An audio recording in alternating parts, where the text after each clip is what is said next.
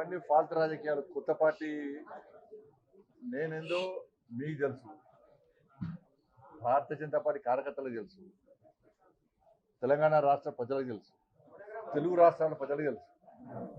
కొత్త పార్టీ పెట్టాలనేటువంటి ఫాల్తు ఆలోచన రావు నాకు. అటువంటి ఫాల్తు రాజకీయ నాయకుడిని కాదు. అనేక శిక్షణా శిబిరాల్లో భారతీయ జనతా పార్టీ అంతర్గత శిక్షణా శిబిరాల్లో అనేక మంది కార్యకర్తలను తయారు చేసినటువంటి నాయకులను కార్యకర్తల మేము ఇలా భారతీయ జనతా పార్టీ కమిట్మెంట్తో పనిచేసే ప్రతి కార్యకర్త కోరుకున్నది ఒకటే ఒక చివరి కోరిక.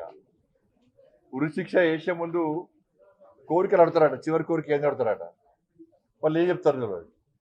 కానీ కమిట్మెంట్తో పనిచేసే భారతీయ జనతా పార్టీ కార్యకర్తను పిలిచి మీరు అడిగితే, కమిట్మెంట్తో పనిచేసే భారతీయ జనతా పార్టీ కార్యకర్తను మీరు పిలిచి అడిగితే చెప్పి తక్కువని చెప్పేది ఒకటే, నేను చచ్చిపోయినాక నా మీద భారతీయ జనతా పార్టీ కండగొప్పాలని జెండా కప్పాలని అంటారు.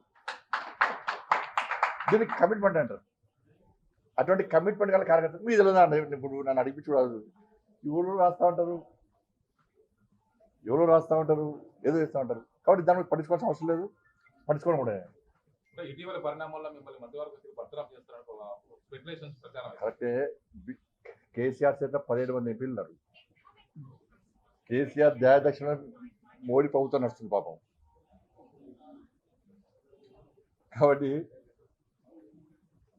కేసీఆర్ సమాజం దానిలో కూర్చొని ఫామ్ హౌస్లో కూర్చొని బండి సంజయ్ని బర్తరఫ్ చేస్తారు అంటే నీకు ఒకే ఎంపీ లేడు, బర్తరఫ్ చేయాలంటావు. ఎందుకంటే నీ గడిల పాలన బద్దలు కొట్టింది మేమే, నీ అవినీతి సామ్రాజ్యాన్ని కూకటి వేళ్లతో పెకిలించింది మేమే,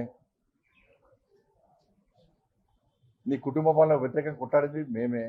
ఉంటుంది, నీకు సహజంగా ఉంటుంది. నీ 15 మంది ఎంపీలు ఉన్నారు కదా, అందుకే రెచ్చిపోతున్నాడు.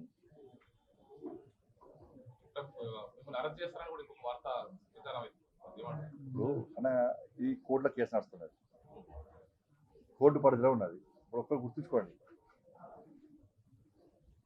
కన్న కొడుకును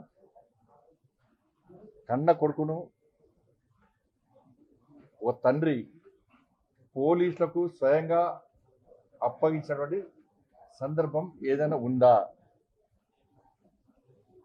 వాళ్ళ కన్న కొడుకును నేను తీసుకుపోయి విచారణకు సహకరించాలని చెప్పి నాకు సమాచారం వచ్చిన వెంటనే నా కొడుకును అప్పచెప్పిన. అరెస్ట్ చేయాలంటాడు.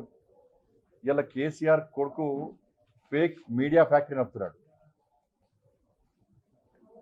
ఏం జరుగుతుంది, ఏం జరగాలి, ఏం జరిపించాలనేది ఆ కుట్రలన్నీ ఆయన చేస్తున్నాడు. కాబట్టి ఆయన నడితే సమాధానం చెప్తాడు. థ్యాంక్ యూ, ధన్యవాదాలు.